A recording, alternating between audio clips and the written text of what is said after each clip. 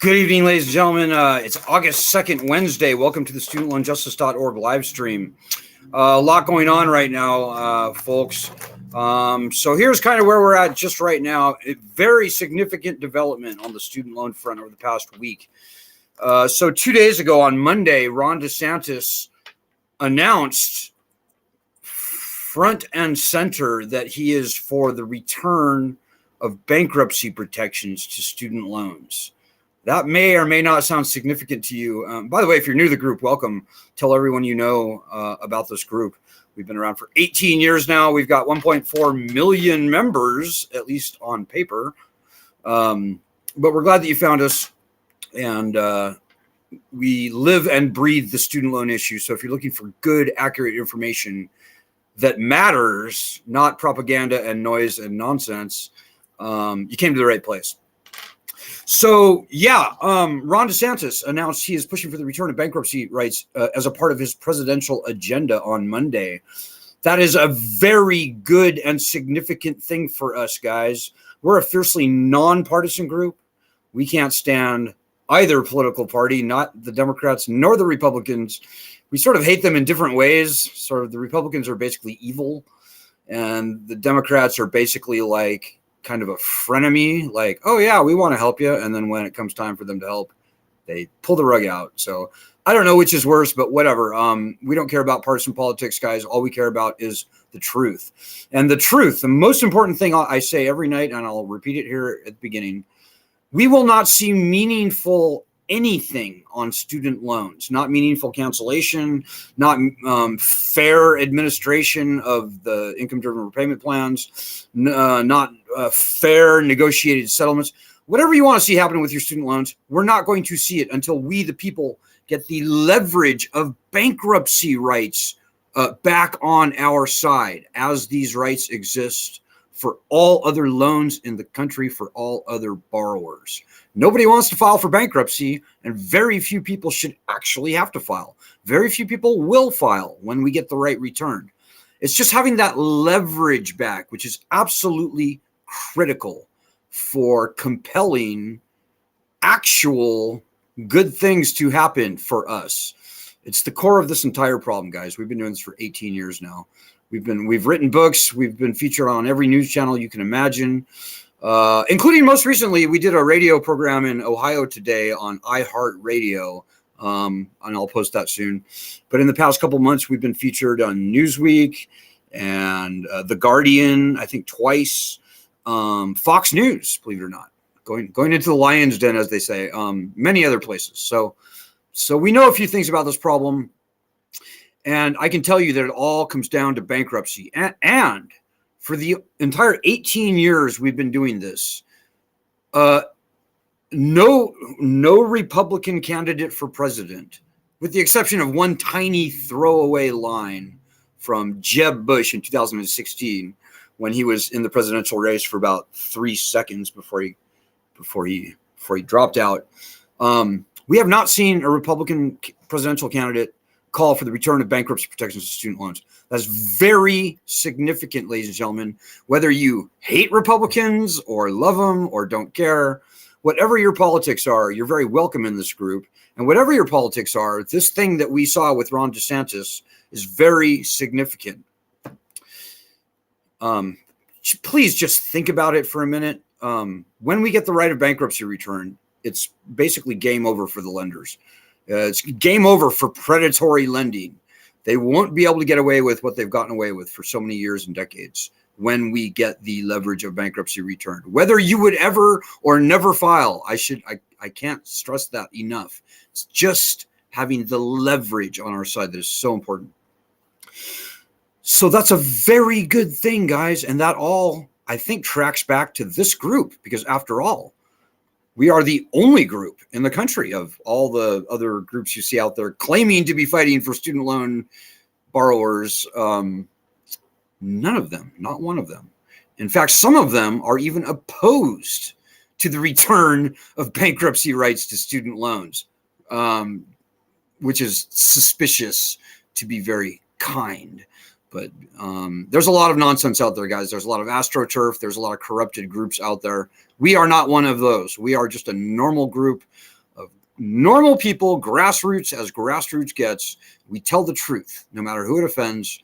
And if you're a blue, no matter who Democrat, I've been getting attacked all day on Twitter. So this is why I bring this up by staunch Democratic Party supporters. And they're like, how could you say anything nice about Ron DeSantis? Well, I'm telling you, it's very significant and good that Ron DeSantis said that because the concept of canceling student loans, the concept of returning bankruptcy, the other thing that we fight for is the cancellation of all federally owned student loans. Believe it or not, that started on this group with our petition and with a seminal news article interview that we did with Vice News back in 2019. But anyways, I digress. We're not talking about cancellation today. Cancellation will come. Right now, the only thing worth fighting for if you're a student loan borrower is the return of bankruptcy rights to student loans.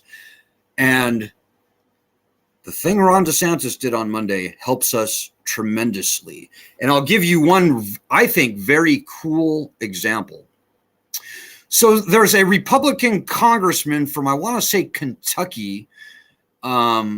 He, the next day, so Tuesday, yesterday, he started a poll asking people, his name is Thomas Massey, by the way. I believe he's from Kentucky.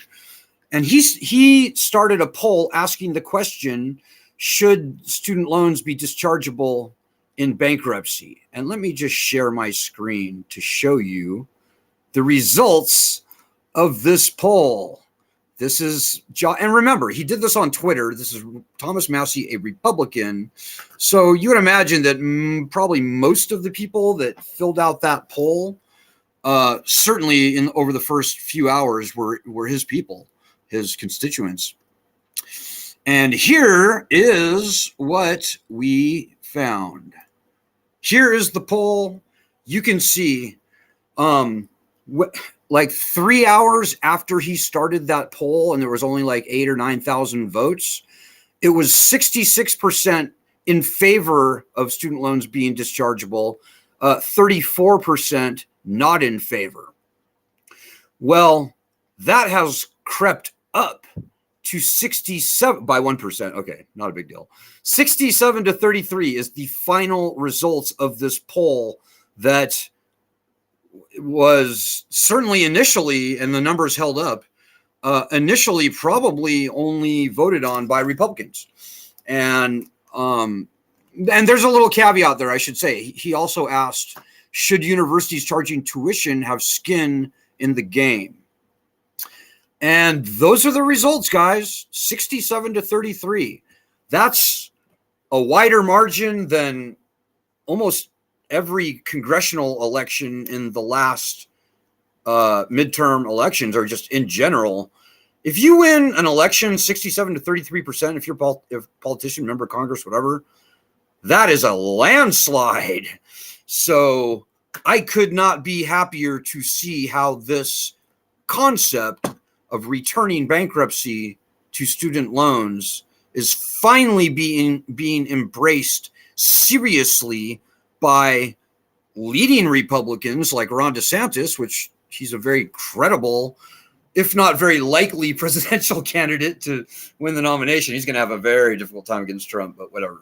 We don't care about that. That is strong, ladies and gentlemen. That is strong.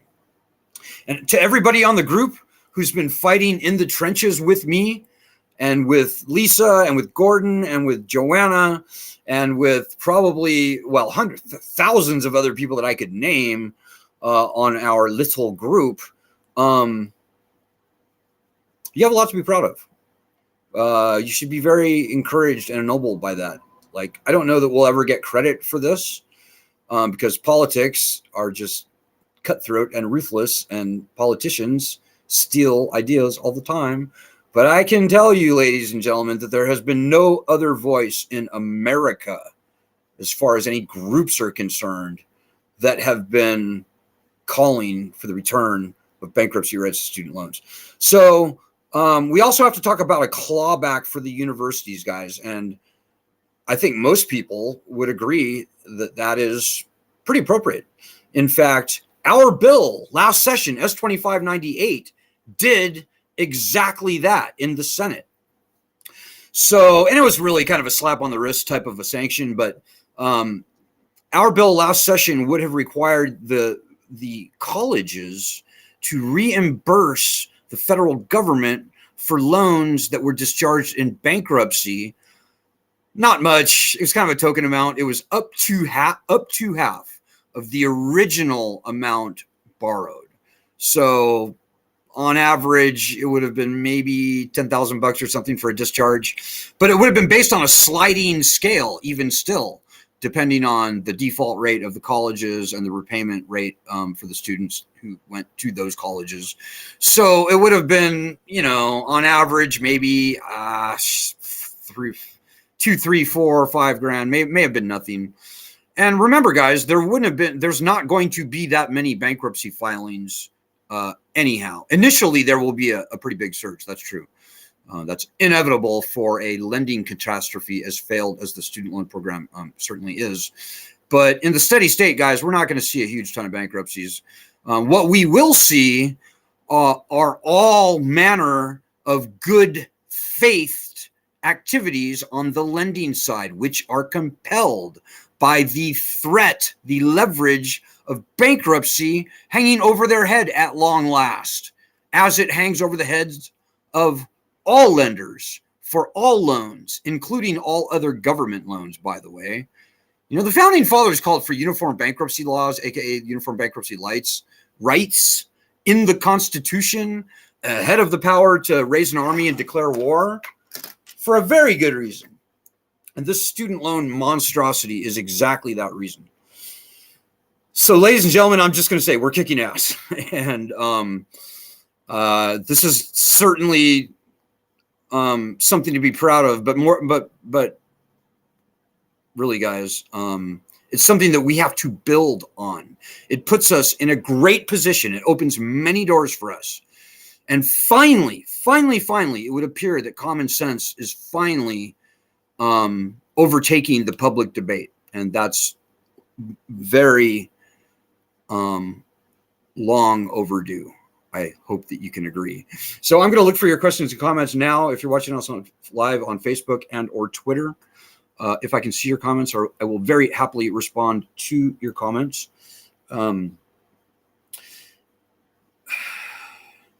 We've got a lot of work cut out for us, guys. Oh, by the way, quick announcement. We need donations, guys. I need donations.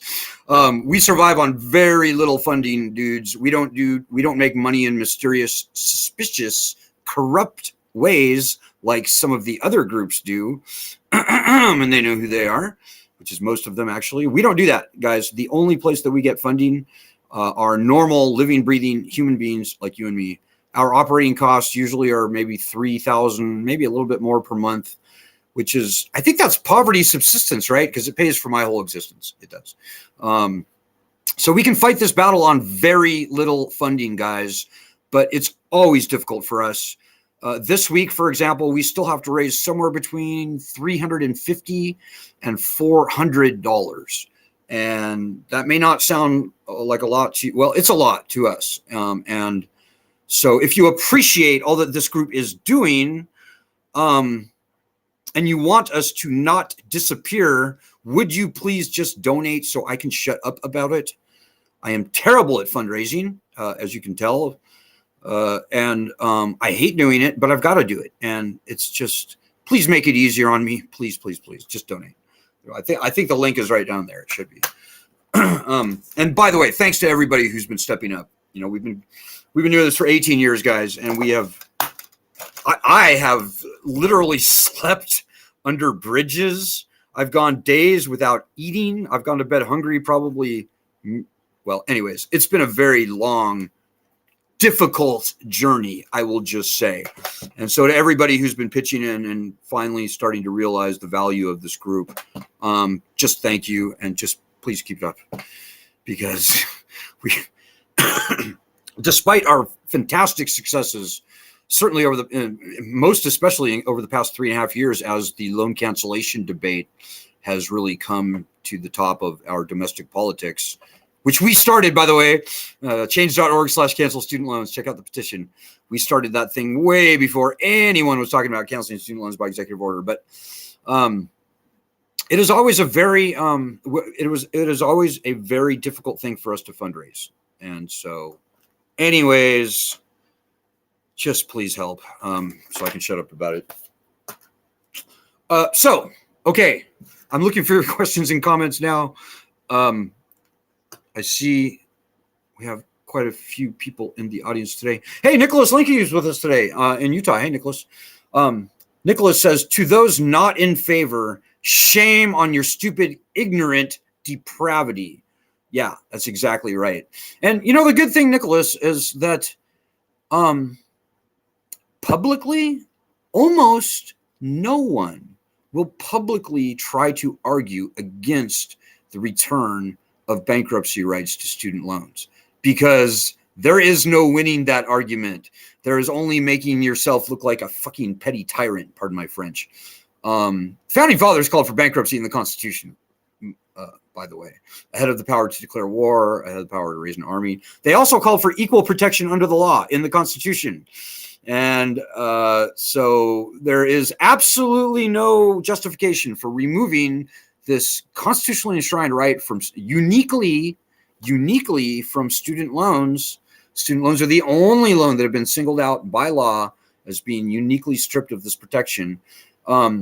And student loan borrowers, no matter how you define equal protection, we are not given equal protection under the bankruptcy laws in this country. I could also say a few things about indentured servitude, which was outlawed in Article 13. You know, the more you look at this train wreck of a federal student loan program, the more it starts to look like truly indentured servitude, like modern day indenture. So these are all very terrible things that nobody will argue against. So we're in a very good spot, guys. But, you know, you can be right and still lose the argument. You know, Abraham Lincoln said, right makes might, and it should. And by God, we've got a huge group now, 1.4 million people. But guys, it's in the execution. It's in all of us, me and you and everybody out there, actually fighting this fight that will win it for us. I can guarantee you the most important practical piece of advice I have for you, having done this for 18 years, is that when you sit there and think, oh, wow, 1.4 million people, wow, cool. I'll just eat some popcorn and watch this sucker solve itself. When you do that, we lose. We lose. You can be as right as rain. And if you're not out there actually helping us fight, we will lose. We will be baffled and bureaucratized and politicked and spun and propagandized into fucking oblivion. That's why we've been here for 18 years, guys. You've got to strike while the iron is hot. And the iron is red hot right now, guys. We've got to strike. If ever you were going to turn over a new leaf and actually get off your ass, own this problem, because you do own those loans, whether you want to or not. And this is your livelihood that hangs in the balance. You will forget about everything and help us fight. And the easiest, quickest thing that you can do is starting with our daily actions. So we try and make it very easy for you. Go to the website, just look. You'll see daily action right there. Click on that. We do daily actions nearly every day. They're quite quick. Usually you can do a daily action in less than a minute or so. It's like retweet this, retweet that. It's not hard. But that would be the minimum. We also have a very important current project where we're asking everyone, including you, especially you, sitting there. We can't pull your weight for you, okay? This is a working fighting group. And if you don't want to work and fight with us, just leave. Get the fuck off this group. We don't want you here. You're bad karma. For all of those of you who are doing the work, and you understand how good it feels to be doing this, because we are on the right side of everything, we're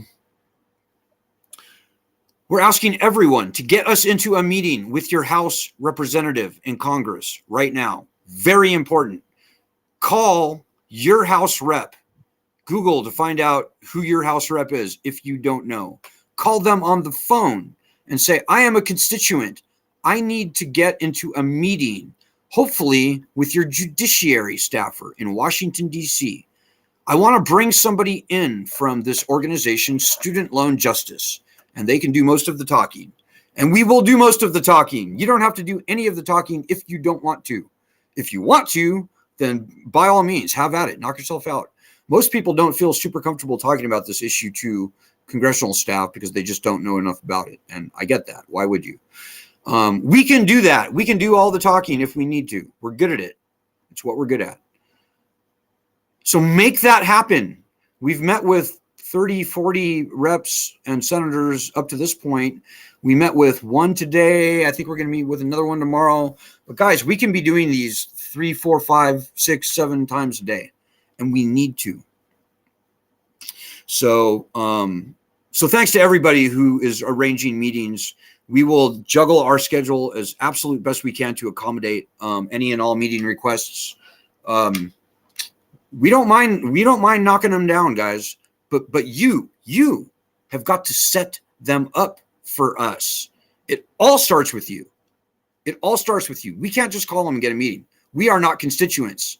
You are a constituent. You can get that meeting with nothing more than a phone call, maybe a couple of emails. Maybe you can even just go to their website and fill out an online form, a meeting request form.